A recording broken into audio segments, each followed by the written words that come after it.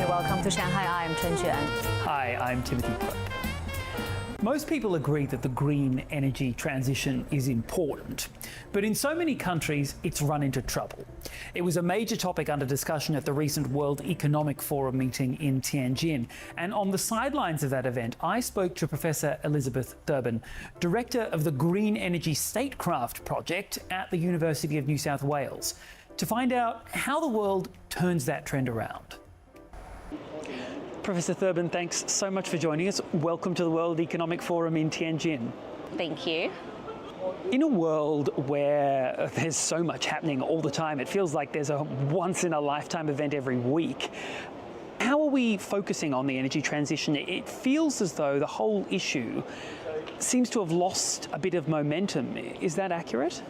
That's an excellent question, and I guess the answer to that question in some ways depends on where you look. So, for example, we have a lot of populist governments who are making the argument that the energy transition is, casting it in the context of climate change, and therefore why should we bother? But actually, if you look more broadly and take a longer historical view, you see that the momentum for the energy transition has always really come from East Asia, and in particular from China, and that momentum now is only building and accelerating even in the context of this geopolitical uncertainty.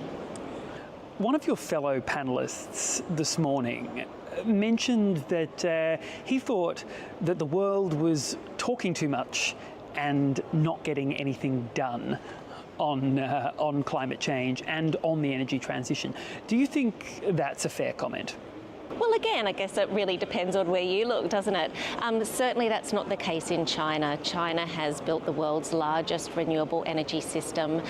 Its investments continue to accelerate at in an incredible pace.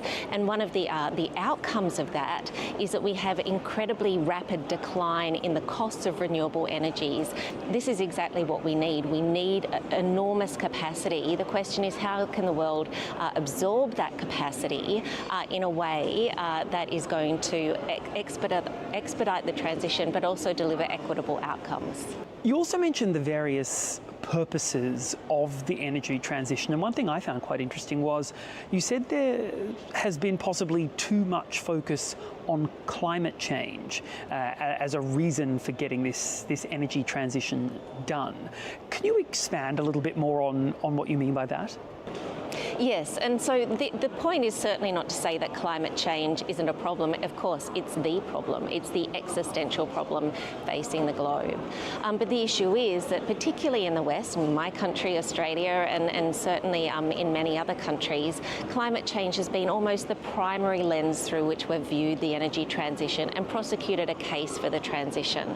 But the reality is that if you look at China, which has built the world's largest renewable energy system and is leading the globe in the scale out of all these industries, it really rarely talks about as climate change as being the primary driver, because the Chinese government has been motivated by a much broader set of concerns. So, for example, it sees the energy transition as this incredible opportunity to advance an economic security agenda, and an energy security agenda, a social security agenda, and even a geostrategic agenda centred on projecting the image of a good green international citizen and a great development partner for developing countries who are looking to develop and decarbonise. So the point isn't that we shouldn't be talking about climate change, it's that we need to really refocus and broaden the lens and understand the energy transition, and the purpose of that transition is actually to advance this much more comprehensive and positive security enhancing agenda.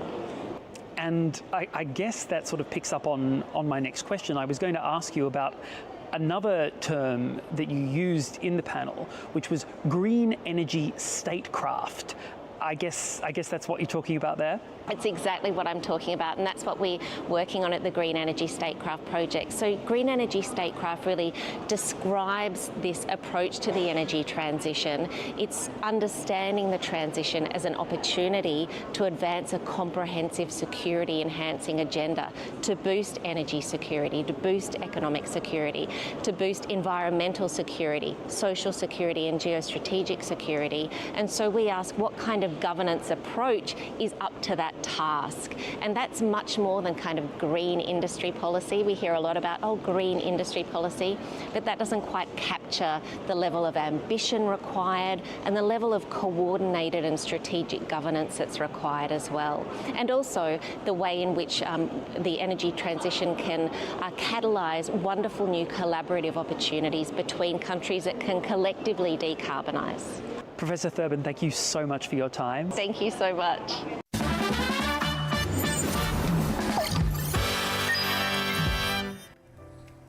The world's largest Legoland resort officially opened this month in Shanghai. The Legoland Shanghai Resort was designed to be a theme park and hotel for kids aged 2 to 12 and their families. There are more than 75 interactive rides, shows and attractions, as well as thousands of Lego models. Now, Zhang Shixuan takes a look.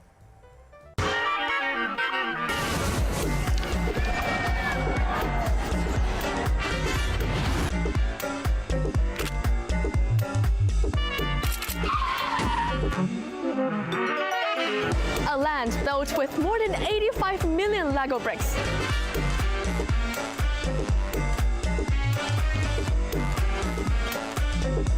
This burger is 250 times the size of a Lego brick.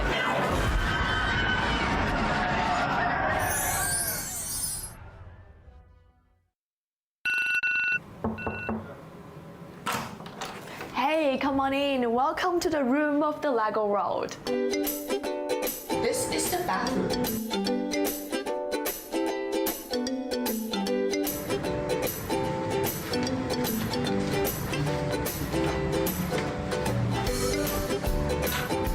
And Lego bricks here. This is the bedroom for children.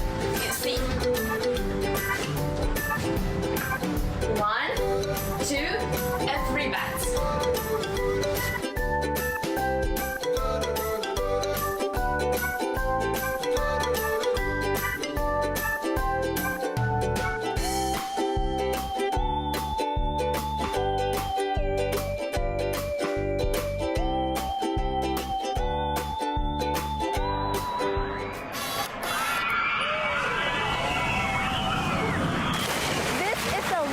Shanghai Resort. The first Legoland resort in China and the largest in the world. Actually, this resort is designed for kids aged 2 to 12 and their families. Obviously, I'm not in that target demographic. But let's see if I can still have a good time. And I decided to follow the map on the resort's official app. Starting with a boat tour, where you can get to see an array of Lego models along the river.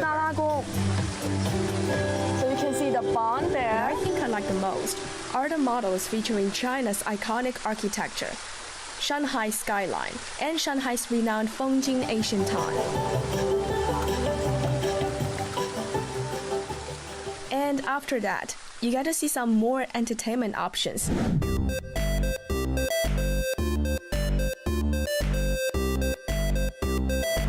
Okay, this one is only for kids under 1 meter.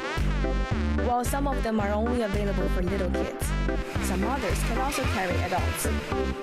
Some require parents and children to work together.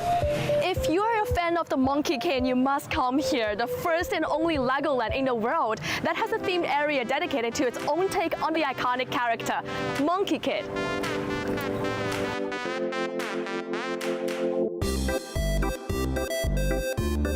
And then, there is an area featuring Ninja, with a huge sakura tree built with Lego bricks.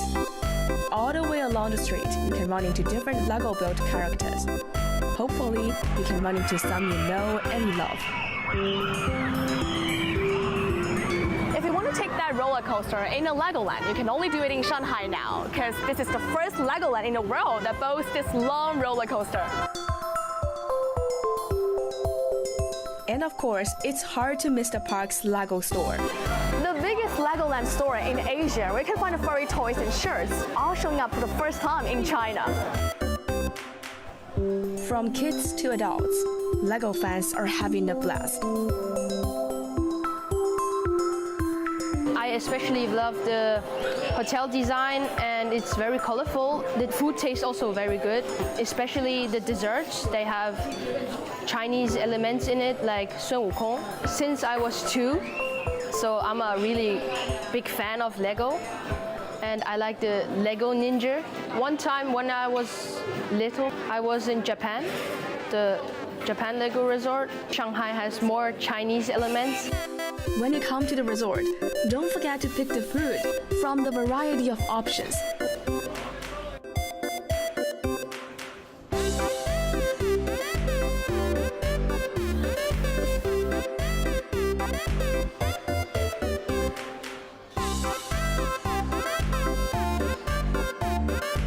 And that's it for the one-day tour at the Shanghai Legoland Resort. Good night.